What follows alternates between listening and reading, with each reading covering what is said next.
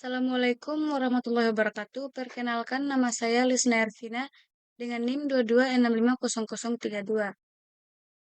Di sini saya akan menjelaskan apa itu rekayasa perangkat lunak atau software engineering. Berikut software dan karakteristik. Baik, langsung saja. Istilah software engineering digunakan pertama kali pada akhir 1950-an dan awal 1960-an. Saat itu masih terdapat perdebatan tajam mengenai aspek engineering dari pengembangan perangkat lunak. Kemudian pada tahun 1968 dan 1969, Komite Sains NATO mensponsori dua konferensi tentang rekayasa perangkat lunak yang memberikan dampak kuat terhadap pengembangan rekayasa perangkat lunak. Lanjut, pengertian dasar ini adalah pengertian rekayasa perangkat lunak adalah suatu disiplin ilmu yang membahas semua aspek produksi perangkat lunak, mulai dari tahap awal, yaitu analisa kebutuhan pengguna, menentukan spesifikasi dari kebutuhan pengguna, desain, pengkodean, dan pengujian sampai pemeliharaan sistem setelah digunakan. Lanjut, perangkat lunak software. Pertama, perangkat lunak merupakan program-program komputer dan dokumentasi yang saling berkaitan. Rekayasa perangkat lunak berasal dari dua kata, yaitu software atau perangkat lunak dan engineering. Kedua, perangkat lunak atau software adalah source code pada suatu program atau sistem. Perangkat lunak ini tidak hanya dokumentasi terhadap source code, tapi juga dokumentasi terhadap sesuatu yang dibutuhkan selama pengembangan, instalasi, penggunaan, dan pemeliharaan sebuah sistem. Yang ketiga, engineering atau rekayasa adalah aplikasi terhadap pendekatan sistematis yang berdasar atas ilmu pengetahuan dan matematis, serta aplikasi tentang produksi terhadap struktur, mesin, produk, proses, atau sistem. Yang terakhir, rekayasa perangkat lunak adalah suatu disiplin rekayasa yang berkonsentrasi terhadap seluruh aspek. Lanjut ke perkembangan rekayasa perangkat lunak. Di sini terdapat tabel tahun dan kejadian. Tahun pertama itu 1940. Di sini komputer pertama yang membolehkan pengguna menulis kode program langsung. Kemudian pada tahun 1950, generasi awal ini interpreter dan bahasa makro, generasi pertama compiler, generasi kedua compiler komputer mainframe mulai dikomersialkan. Kemudian pada tahun 1960-an, pengembangan perangkat lunak ini, pesanan konsep software engineering mulai digunakan. 1970-an, pengembangan perangkat lunak ini, pesanan konsep software engineering mulai digunakan juga. Kemudian 1980-an, perangkat komputer personal atau PC komersial peningkatan dan perangkat lunak. Kemudian 1990-an, pemrograman ini berorientasi objek atau OOP, agile, proses, dan ekstrim programming peningkatan drastis kapasitas memori peningkatan penggunaan internet. Dan terakhir, tahun 2000, platform interpreter modern Java, Net, PHP, dan lain-lain, outsourcing.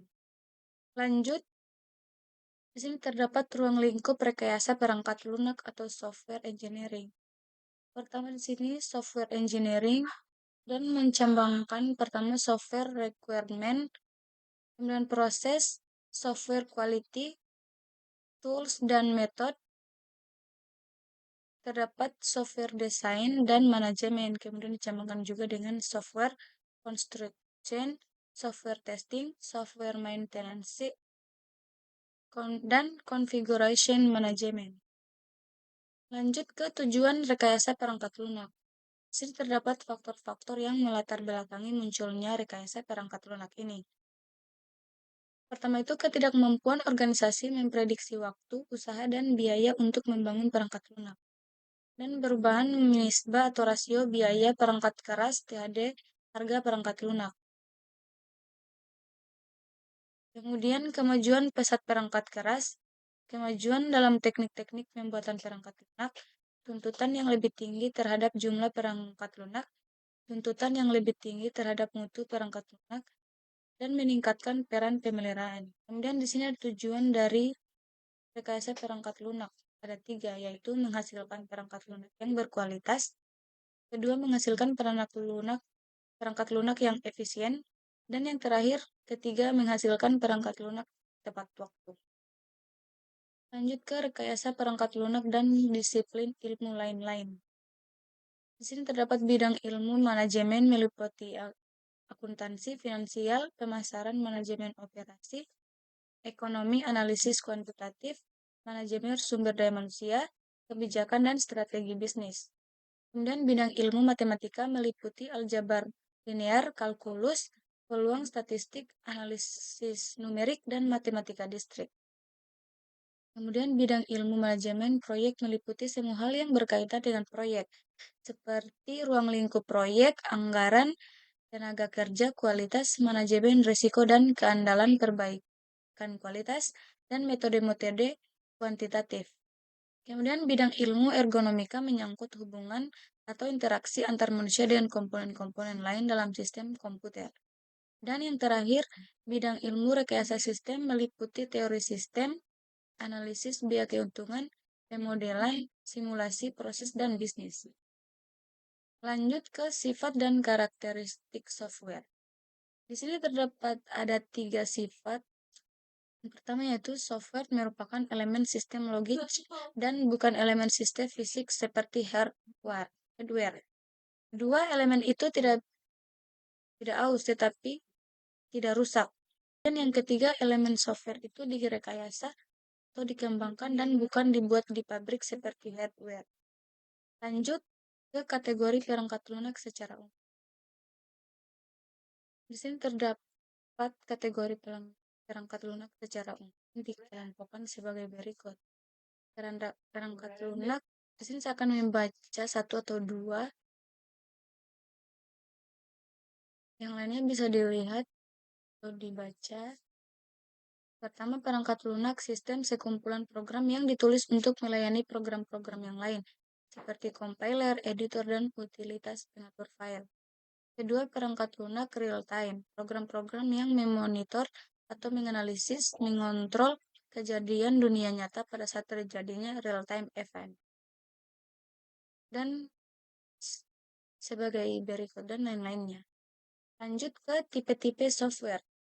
Di sini terdapat sistem software, application software, engineering, dan scientific software, embedded software, product line software, web application atau web apps, dan artificial intelligence software.